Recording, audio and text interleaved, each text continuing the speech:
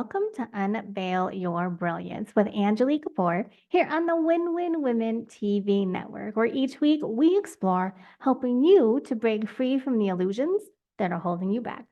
My name is Angilie Kapoor. I am a career and conscious leadership coach, a multi-book author, and inspirational speaker, as well as your host. I'm also the founder of my leadership coaching company, Oversight Global.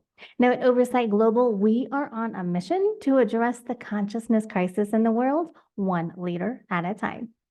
When we seek to discover the best in others, we somehow bring out the best in ourselves. Now, this is a quote by William Arthur Ward, who was an American motivational writer. Now, this is a great quote as it illustrates how serving others to help them shine their lights actually nurtures us and helps us to shine as well. Now, as always, I like to share a quote with you that relates to the topic of our episode discussions, and this week is no different. On today's episode, we have a truly inspiring guest joining us to explore a transformational approach to living a life that is both self-nurturing and generously outward-focused.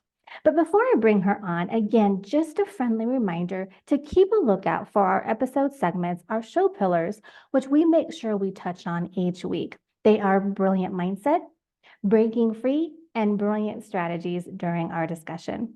So without further ado, let's go ahead and welcome our special guest for today, Andrea Putting, onto the show.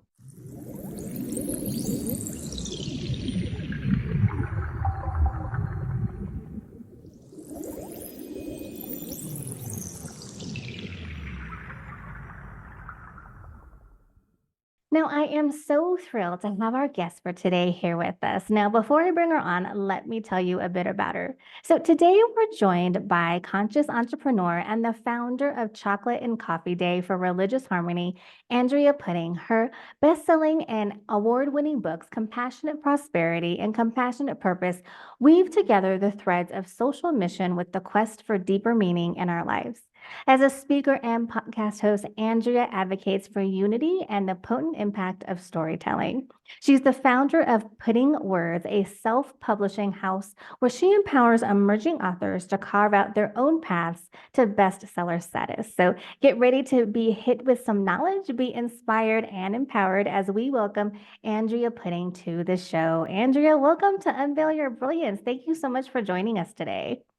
And thank you so much for having me. I'm really looking forward to having this conversation. Yeah, absolutely. So we're talking about purpose beyond ourselves, which I think is a big topic, especially for women specifically, because women tend to be overgivers and overachievers, and we always tend to overgive to where we are self-sacrificing. So I think this is a great topic to where, we can kind of meet that middle ground where we are giving, but we're not losing ourselves in the process. Yeah, and that is very important because I'm sure just about everyone listening has at some time felt like they have lost themselves in the journey Right. because there is just so many demands on us coming from every direction, from our families, from community, from our work. Mm-hmm. It's I know. exhausting. Just talking Just about it, thinking right? about it. Exactly. So yeah, I mean, let's go ahead and jump right into it. So let's talk about, how we can, I know you have this interesting kind of take on this concept that you have called self-full. So it's self and then Full. So can you kind of tell us about, what this concept is and what it can help us do, especially for ourselves and also with, being able to serve others while still really nurturing ourselves as well. Yeah, it's a really important topic. I was actually talking to someone about the other day. I was talking to them about chocolate and coffee and how that makes me feel and what the opportunities are to grow this. Mm-hmm. And they were interested in being involved, but they were kind of looking at it and going, well, they want to do some things in the world, but then they feel like I'm doing it because it makes me feel good. Mm-hmm. I'm being selfish. And I go, no, no, no. That's what it's all about. Yeah. Is that it's inbuilt within us that to do good, to be helping others, to be making that difference. But we've got to do it in the right way. And when we Mm-hmm. do, it fills our cup. Right. So it's not being selfish to do this stuff. We've got to do it so that it fills our cup Mm-hmm. first. Right. So that's really where the basic concept is not about doing things just because for your own self pleasure. Mm-hmm. You're doing them because you need to do them Right. and you need to be making a difference. Right. So I feel like unless we're doing something that feels worthwhile in the world, we don't really fill our cup very, very well. Right. Right. Right.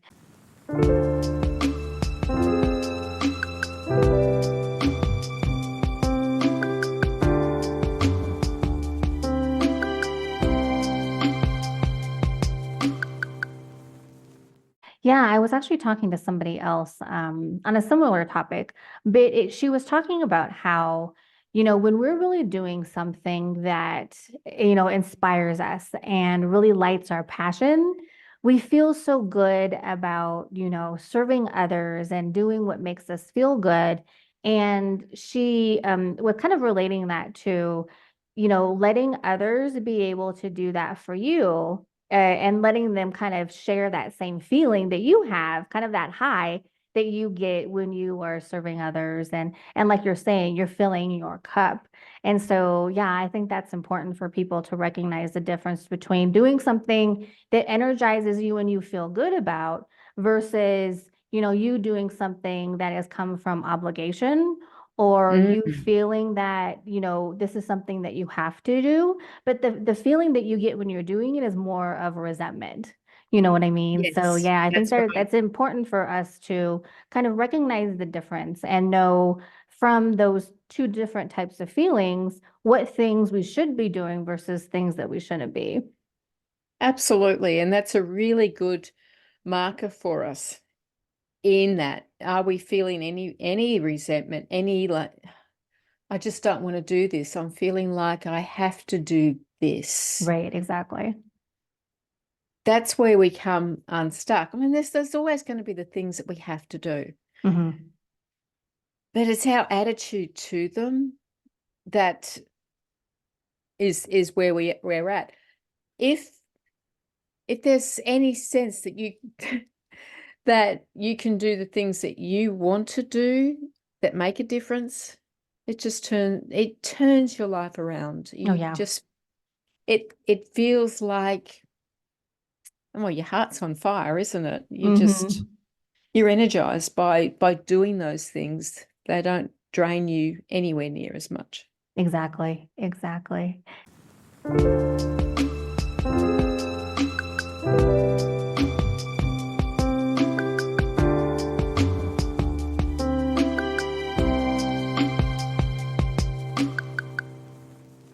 So let's talk about how, you can be serving others while also nurturing ourselves. So what do you mean by that? So we're serving others, but we're also at the same time nurturing us. So how are we doing that? How are we nurturing ourselves and how do we go about doing that? Yeah, it sounds like a bit of a oxymoron. It sounds I know like that's why I something was like, I'm not quite really. sure how I should ask that. And it's a complex situation, really, isn't it? Yeah. So for me, it's really about looking deeply within Mhm. myself Okay. and seeing what it is that is important to me. So my stories, like I think about the people who have influenced me in my life and what is it that they've influenced me on that I've taken with me in my life. Hmm. So often those things are things that really spark something in you Okay. that's really important to you. Hmm. So then there's the values of our lives, of things that really drive us Uh-huh. in our life. I know I'd never looked at my values until I was about 10 years ago, and somebody asked me what my values were, and it's like, oh, okay, I'd never thought about that. Hmm. So, when you stop and look at your values, it's a really interesting thing. Yeah. definitely. So we put that together with the things that make us feel alive. And that's Mhm. a really important thing. What are the things that make you come alive? And that's completely different for everybody. So, I put them in category of passions and pleasures, but not necessarily the things that, okay, well, it's really nice to go and have a massage. That'd be awesome. Yeah. But that's not the kind of pleasures that I'm talking about. I'm talking Mhm. about things that you enjoy doing. So, like, I really enjoy coming on a podcast and having a conversation with you. So that gets me excited. That makes me Mhm. feel good. And so that fills me. And if I look at some of the volunteer things that I do, one of the things I do is I'm a community chaplain. So I go out and I will sit and talk to people in a situation where there is a trauma, emergency, Mhm. community things happening. And I really get a lot of pleasure myself out of sitting with somebody in those moments. So it's Right. like chocolate and coffee to me. It's like I get to sit there with somebody and listen to their story. That fills me up. Mhm. So when we find that thing that fills us up, we're nurturing others, Mhm. nurturing ourselves. So it's kind of adding all those things together, our values, our stories, our passion, and our skills. Now, I talk about our skills, and it's interesting. That also comes back to the pleasure Okay. because we all have these skills. Mhm. We don't necessarily love using these skills. Mhm. So I can be quite skillful at, like, for example, I created my first website back last century in the dinosaur era of the internet when you had to learn HTML to do anything. Oh my goodness. So, I look at that and I go, well, basically, I've been working on websites since, over 25 years. Mm. Now, I could have developed those skills, but I really don't like doing it. Right, exactly. Yeah. So that doesn't fill me up. That's one of those things that drains my energy Right. and just creates a barrier for me. Mhm. So I don't want to do that. Right. I want to do the things that light me up. Mhm. When I do the things that light me up, I have more energy. At the end of the day, I feel like I've achieved something. And that is where we come to nurture ourselves, by doing the things that light us up.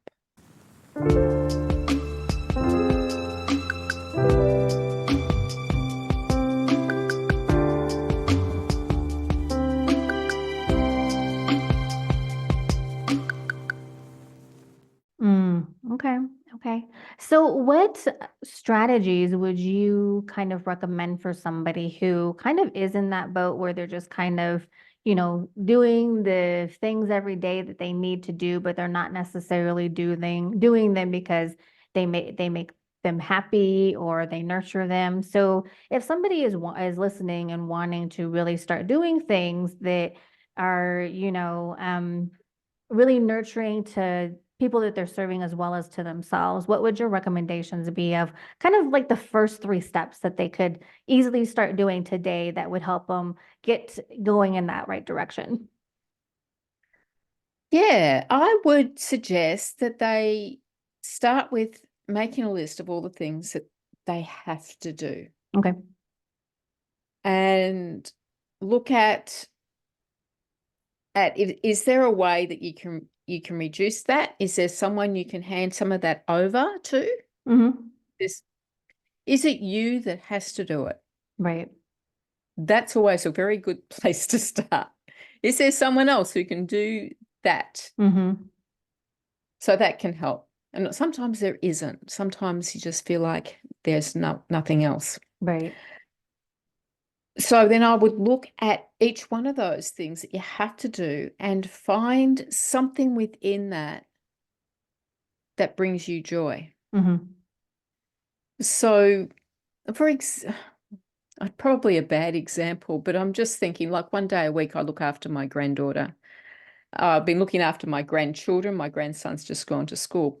But it was a really exhausting, and sometimes I just go, oh God, I can't, this is just too much. So instead, I've got to focus on the joy. Now, like I said, that's a really bad example because grandchildren, it's can bring you alive, Right. but But you you're get being the honest. idea that sometimes there's things we need to do. There's got to be a joyful in that somewhere. Right, right. That's reshaping the way we look. Okay, well, maybe my housework's a better example. I hate housework with a Yes. passion. I've always hated housework. So then I've got to look at it and go, well, I'm serving myself by creating this nurturing environment Exactly. where I can feel good about who I am. And I just see that difference in doing them. There's been stories that I've heard of people who are, for example, clean toilets or clean hotels rooms. When they reframe that into the service that they're giving to somebody, Yes. into they're making somebody else's day better and allowing them to go and do what they need to do, they feel better about what they do. It's a lot of reframing in that. Right, right. Now, the Yeah. other really important thing for nurturers to do to make sure that then to not be overloaded with everything is learn the most difficult word in the English language. No. No. No. And you've got to, I mean, you get so many things thrown at you that, and it's really hard for people who are nurturing in nature to say no, especially when it comes with this spark of recognition. Oh, we think you'd be really good at.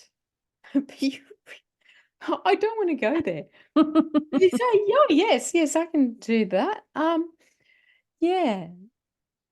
But we got to really define that. The important thing for us to recognize with no is that in order for us to say yes, we have to learn to say no. Right. Because there's things that we need to say yes to for our own sense of worth, our own sense of value, those things that we feel really called to be doing in the world. We need to say no to those things that we aren't, those things that drain us, those things that aren't going to help us to get where we need to be going. No. Right. Say no. Don't take anything else on unless it fills you with excitement. Yes. No. Yeah, definitely. Yeah, I love these. I mean, I think they're great. I know for, the first one that you mentioned, um, making a list of what you do daily and then seeing if you can delegate those out, have somebody else do them.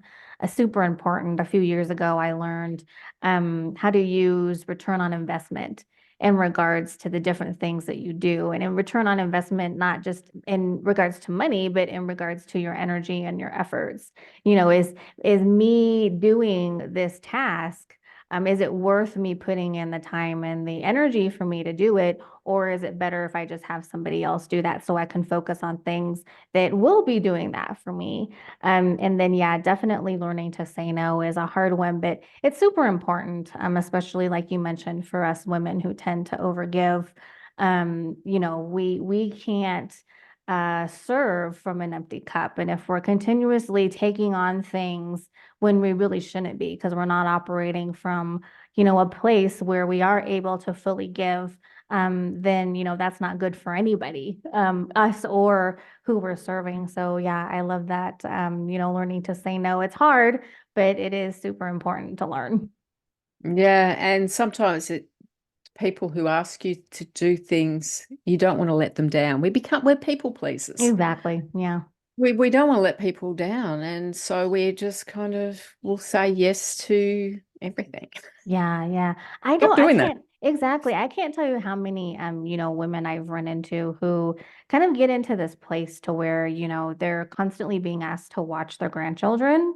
And, you know, they love their grandchildren, but they don't want to watch them every day for hours at a time. And it got to a Mm. point to where a lot of them would start to break down and cry about it. And I'm like, you have to put your foot down. You have to learn to Yeah, say no. Yeah, I mean, you need time for yourself as well. So yeah. yeah. I had a really hard lesson on that a couple of Hmm. years ago. When I was been caring for my grandchildren uh, one day a week since my grandson was born. The first year I looked after him 2 days, and that was just too much. So he went to Yeah. one. Hmm. I found myself in a situation of being really unwell because I hadn't been looking after myself. Right. I, my life, everything just deteriorated terribly. Hmm. Um, I ended up having hypothyroidism, Oh, wow. Hashimoto's. Yeah. And so I had absolutely no energy, Hmm. but I was still looking after my toddler Oh grandchildren, my and the goodness. youngest was a baby at the time, and I had no energy at all. Most of the time, my husband works at home, so on some of those days, he was there and able to just give me that little bit of a break that I needed. Yeah. But there were times when he wasn't, when he was away for work. Hmm. And I would find myself, I put the baby to sleep and I'd Hmm. let my grandson play in the bathroom, and he would fill up the sink and have all his little cars and things. And while he was doing that, I'd be lying down on the bathroom floor. Yeah. Y- Yeah, exactly. Yeah. So Yeah. that's what happens when you don't do this, when you don't take care of yourself and put your own needs first, you find yourself unable to do those nurturing things that really can fill Yes. your life with joy. Exactly. Exactly. Yeah, I think it's really important that we change our perspective on self-care. You know, it's not selfish. It's actually quite the opposite. You know, for us to Yeah. put ourselves as a priority, it's really enabling us to really give our fullest to everybody else that we're serving. So yeah, it's super, that's that kind of, you know, perspective shift I think is super important, especially for women, because that's not something that, you know, we're taught growing up. So No, no, we're taught to be people pleasers. exactly. Yeah. And to really put everything and everyone before ourselves. So, yeah, just kind of changing Mm, that paradigm so we understand that, you know, if we're healthy and at our best, then we can give others our best. So, yeah. yeah, they're really important. So, talk to me about chocolate and coffee day for religious harmony. How did that come about and what, you know, kind of what is that? Mm. Well, I love talking about chocolate and coffee.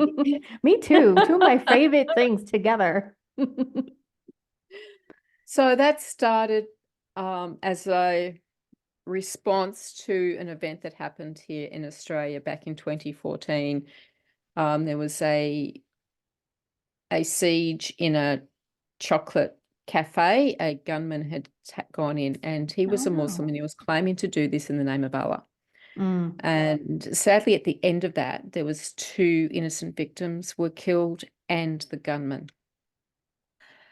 So there was fear that there would be retaliation against the Muslim community. So the mhm. Muslims were taking off their guard. They were afraid to leave home.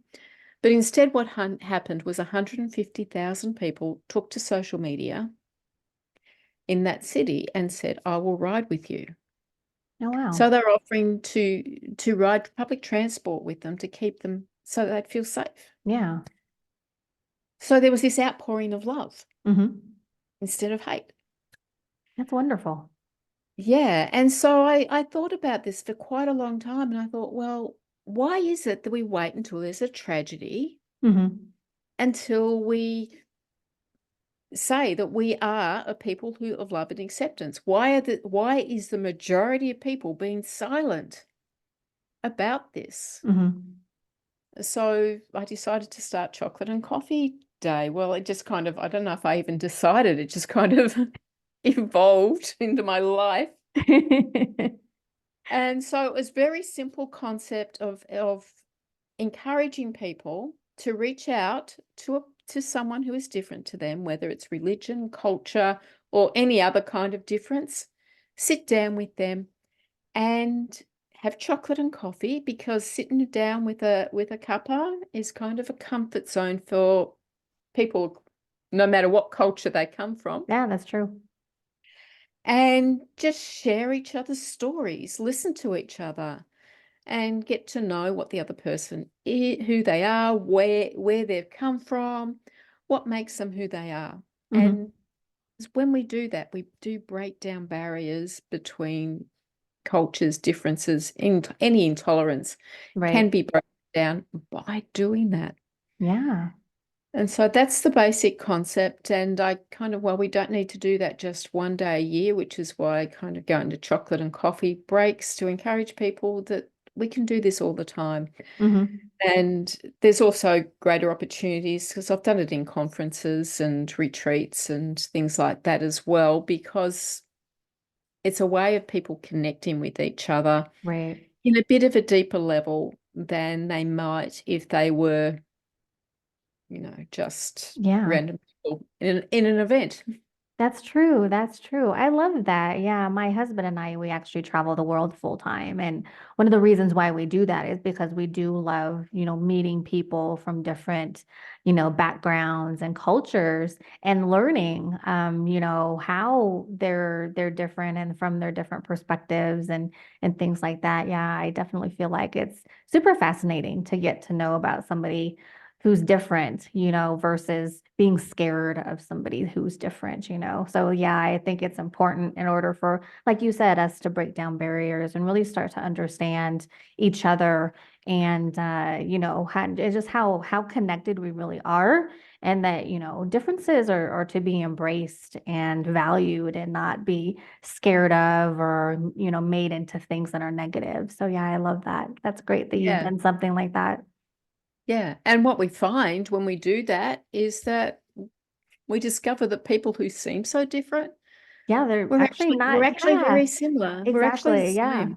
Yeah, Yeah. exactly. Exactly. Yeah, definitely. I definitely found that many times as well. So I love that. So, yeah, so we are about out of time. So, do you have some final thoughts that you'd like to share with the ladies on what we've been talking about?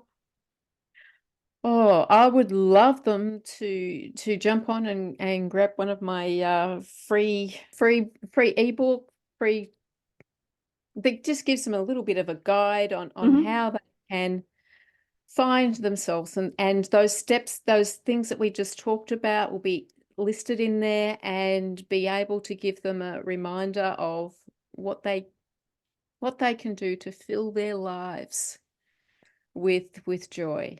And I'm sure that they can pick up a little bit of that, and just always find something in every day that will fill your cup with joy. Yeah, yeah. Thank you so much. Yes, and we will definitely have the link to those freebies that you have for the ladies so that they can access those, as well as how to connect with you via your website and your social media. So we'll go ahead and have that available for them so that they can reach out and get to know you better and contact you if they have any questions or anything like that. Thank you so much for having me Oh, on. absolutely. Thank you so much for being here and for sharing your knowledge and telling us about the wonderful things that you're doing. So much appreciate it. Thank you.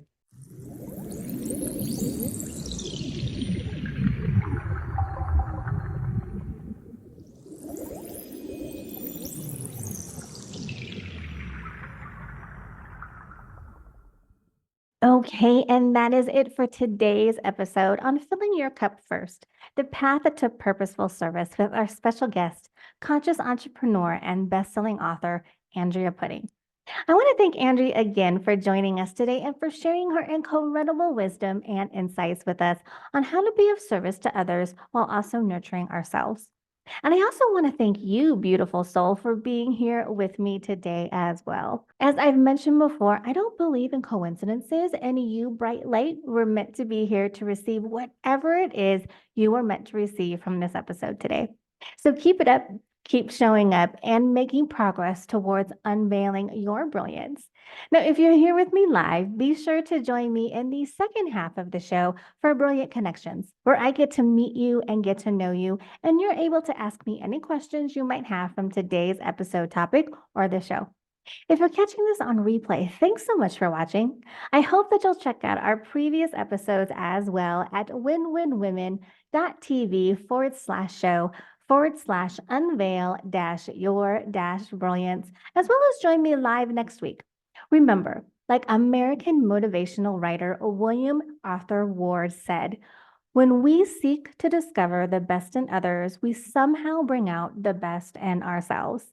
So consciously serve others with purpose to ultimately nourish and shine your own light brighter, beautiful lady. Thank you so much for watching. Take care, and I'll see you next week. My ladies here with me live, I'll see you in just a few seconds.